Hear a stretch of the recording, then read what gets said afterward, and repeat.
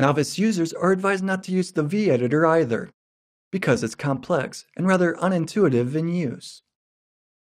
Nevertheless, we're mentioning it because it's available in every Linux distribution. This is a standard text editor, and at the same time, one of the most extensive ones. If your system does not have any other editor, typing V as a command almost always works. So it's good to know at least some basics, such as the commands that open a file, save it, or the one to exit the program.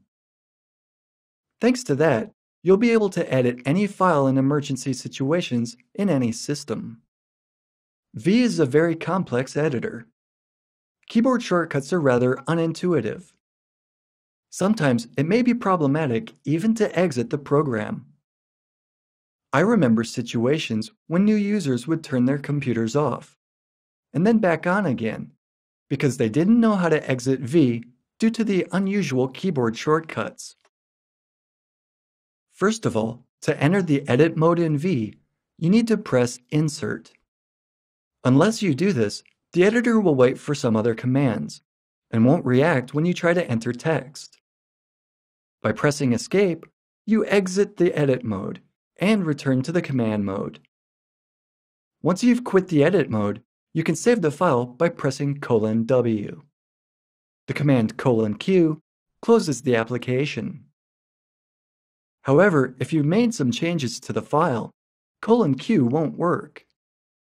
At this point, you need to add an exclamation point to order V to quit without saving the current file.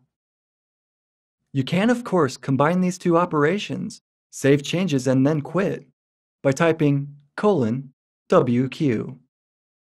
If the file changed as a consequence of the background process, the exclamation mark will result in overwriting these changes. When you start V, at first it only allows you to view the file. If you try to edit the file, nothing will happen. To go into editing mode, you must press Insert. This will make the program go into edit mode. Now, you can normally edit the file. In the edit mode, you can navigate through the file and make changes. If you want to quit the edit mode, press the Escape key. The shortcut :W saves changes. Then, if you try to quit the application, having made some changes in the meantime, the application will display a message saying that it cannot exit the program because changes have not been saved. If you'd like to exit the program anyway, type :Q exclamation.